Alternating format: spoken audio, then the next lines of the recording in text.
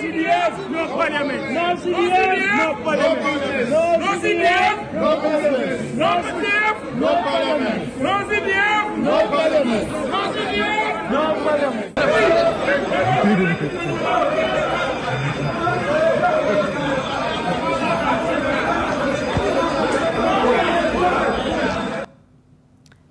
So we haven't captured it there, but there was one of the MPs, and he knows himself, who was out there saying, woo-wee, woo-wee. Actually do it perfectly. I know, because that's what we do where I come from. Say end of quote. You know what it's called in my mother tongue?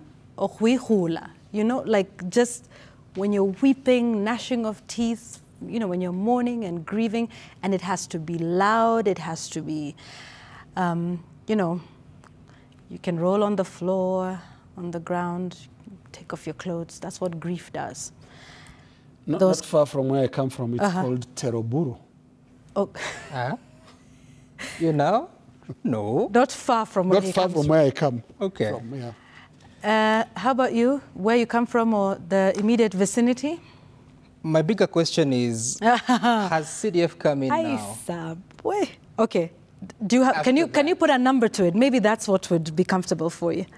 Yeah. Put a number to that wailing. It is a good number. I don't know how many there were. I don't know if they were counted. So that was what was happening. So let's explain. Apparently, CDF has not been disbursed. Members of Parliament are up in arms. And they disrupted the proceedings there. I believe the Deputy Speaker, Gladys Boss, actually had to call off that parliamentary session. But to put that into context, this is why there was Huihula in Parliament. Let's listen to Pio Wandai.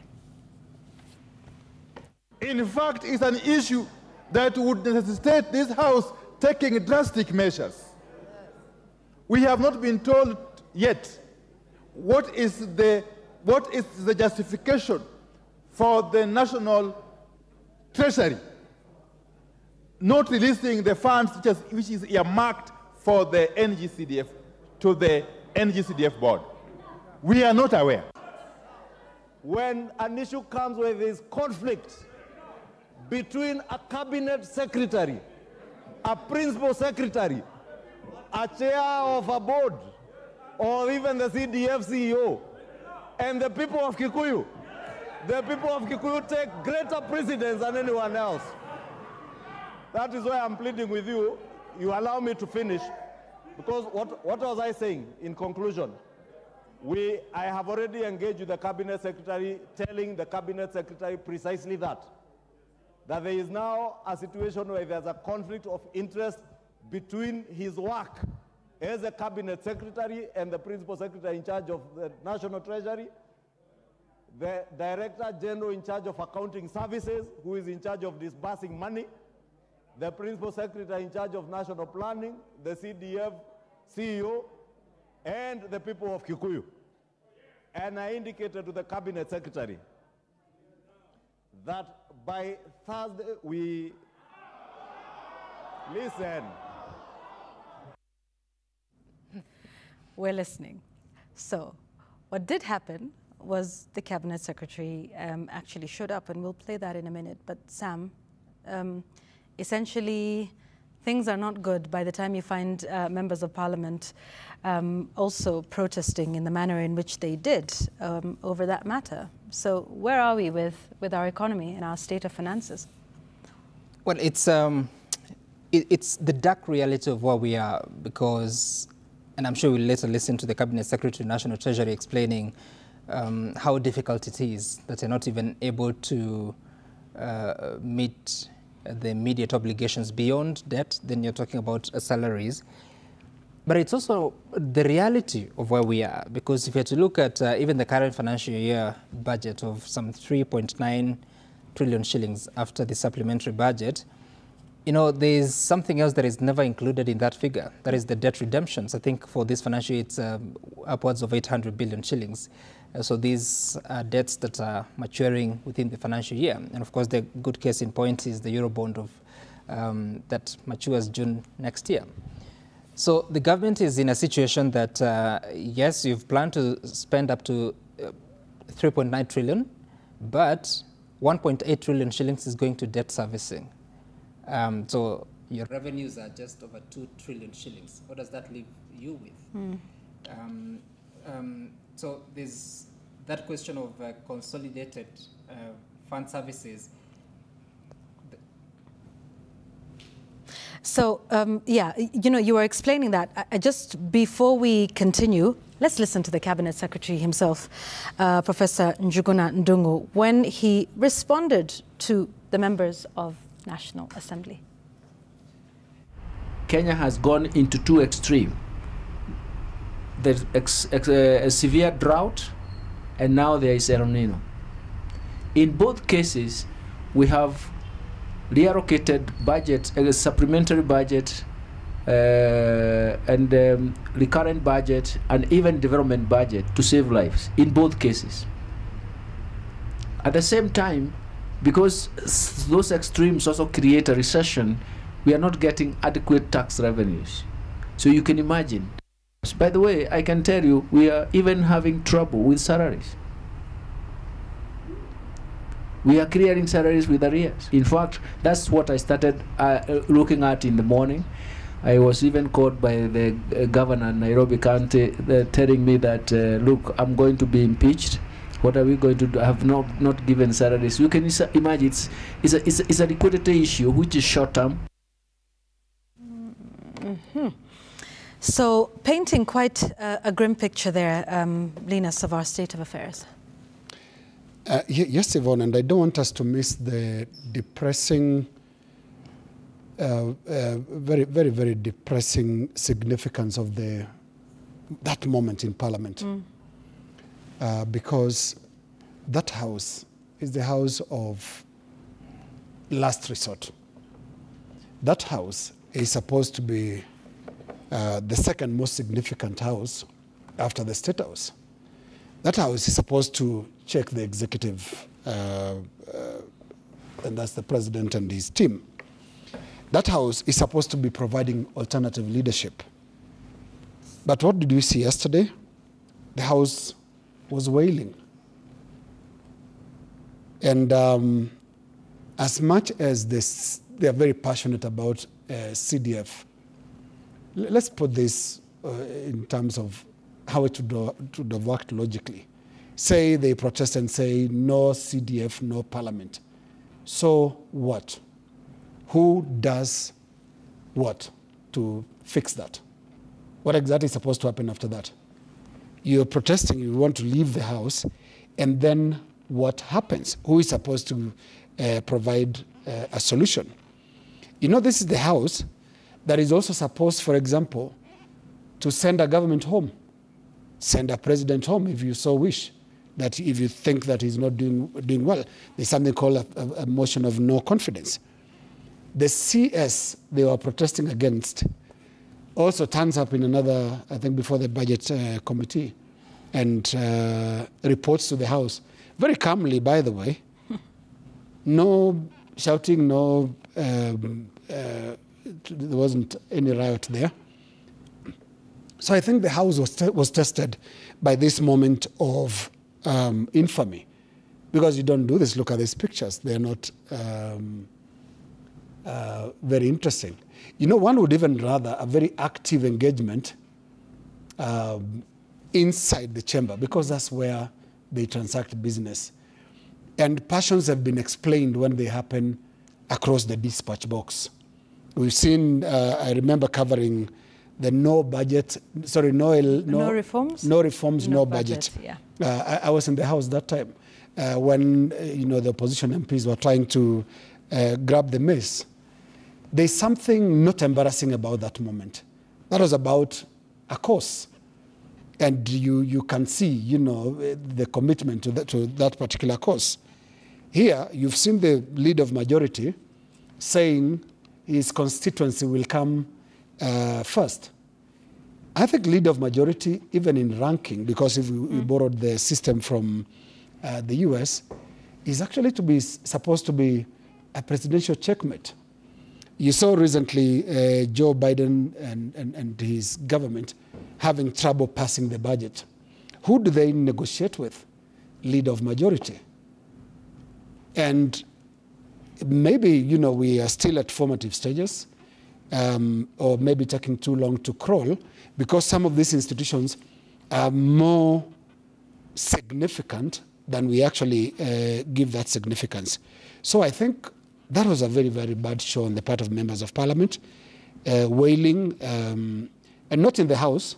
By the way, it should have been permissible to do those things within the House.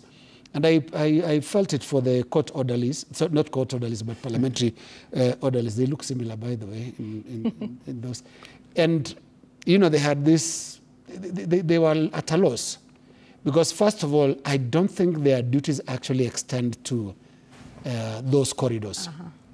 They are supposed to be overseeing order inside the House. And you can see they are in an awkward space.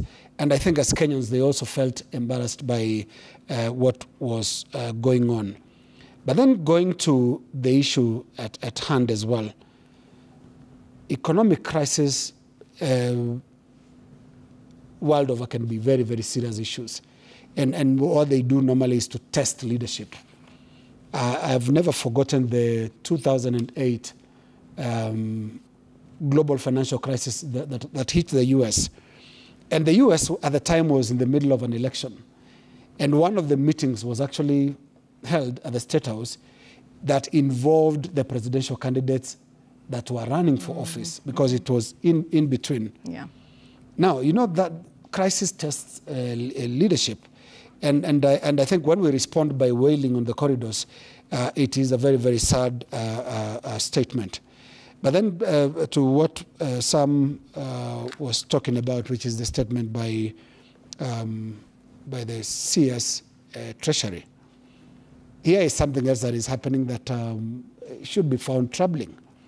We are finding government officials that are very eloquent at restating the problem.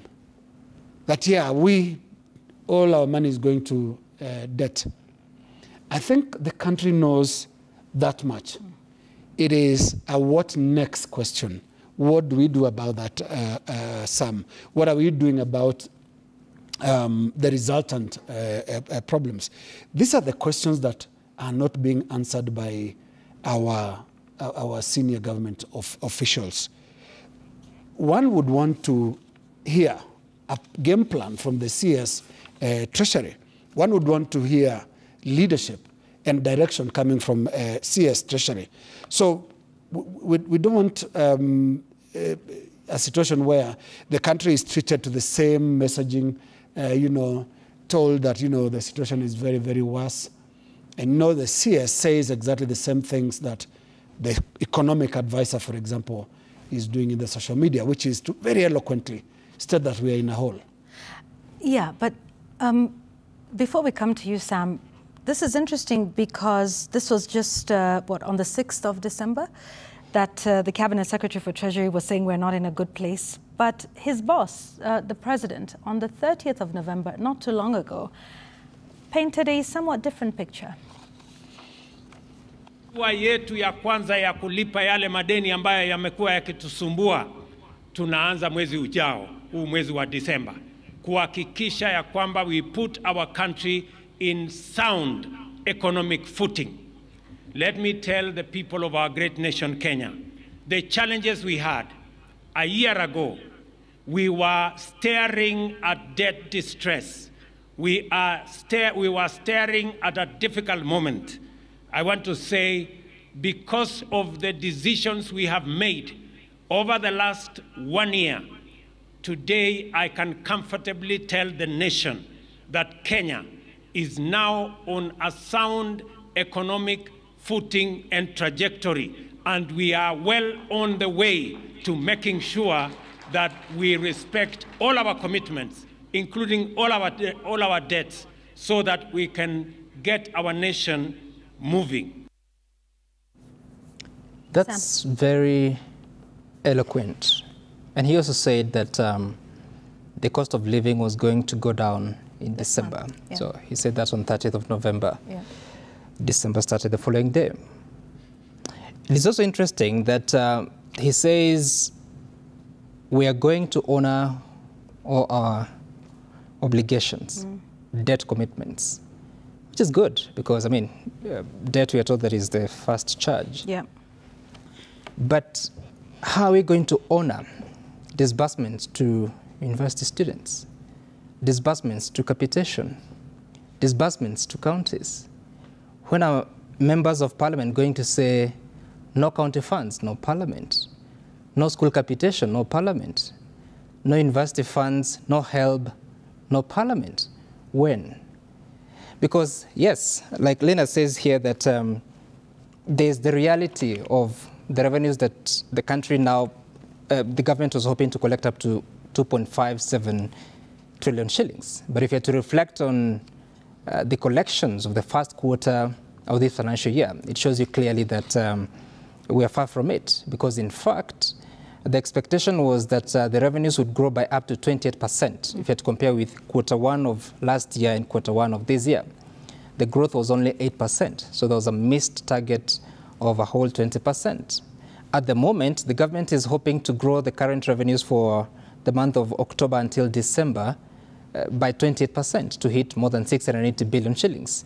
All indications are that, I mean, and this is history, that the revenues, the KRA grows its revenue collection by not more than 10 or 11%. So even the target of nearly 30% is almost unachievable, unrealistic, so to speak. So I feel there's a problem, especially when it comes to the planning stage of the resources that we want to spend. I mean, why have a budget of 4 trillion shillings if you can only afford 2.5 trillion shillings? If their total revenues are 2.9 trillion shillings, why spread it to 4 trillion? Because essentially what it's doing, it is leading the country to borrow more.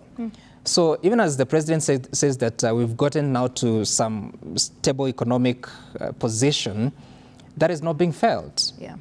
And I think even with all the tax measures that have been put in place, even as we talk about the housing levy, like for instance, if you had to say that there has been collection since the month of July, which obviously was paid together with the August deductions, where is that money? Is it that it has been taken to go finance the government operations, or as the promise was, it has been ring-fenced to go to certain programs? So there are so many questions that go into that question of accountability, but at the same time, the government may not have, should I say, the moral authority to come and explain that we are in deep trouble, that we are struggling to even stay where we want to be, that is at the normal level. Yet every time there is some new expenditure, a trip somewhere, we're seeing people that they are ready to go, even if they are trips that had not been planned for. So those budgets are available for that, but there are no budgets for capitation, no budgets for CDF. Again, this CDF, the MPs are saying that they're going out for the long recess. They're going for the Christmas holidays. Come January, starting the 8th of January, students will be starting to report back to school. They need the CDF. So this is money going to finance education. The school that you want CDF to go and support has not received its capitation. They are not fighting as much for the resources that should be going to these institutions to offer the very needed services, which is a public good. So yes, you want CDF for about 5,000, 7,000 shillings per learner, but the capitation is not there. You know, there's something, there's something the government can do without spending a single cent, not a single shilling, and that is get some coherence. Because there is a lot of inconsistencies in what we are hearing. Sam has just illustrated right well there. And look, 6th of December is more recent than 30th of November. Is that math also? I don't know. Less than a week. Yeah. So you have your CS for Treasury delivering bad news on the 6th. And you, on the 30th of November, that's about 6 days earlier, was saying things will get better from tomorrow. And this is not giving the public a very good message. In fact, for some, they would think that the government is not quite sure on how to ride out of the current economic crisis. It's a bit like watching Madagascar, one of my favorite cartoon shows. I like to move it. And yes, you remember The Flight? Yes. You know, touch anything that you can, exactly. And somehow it still lands somehow. Somewhere, yeah. Yes. And sometimes it feels like that is what we are watching when it comes to the management of the economy. We have voices that are inconsistent. The president is saying one thing, selling a lot of hope, and then the figures are not, you know, following the hope that he's selling. These officers are also speaking at cross purposes between social media and parliamentary appearances. Yeah. That inconsistency is also hurting the country, because it's clearly showing that maybe there is no game plan. Maybe it's just touch whatever button and see what happens.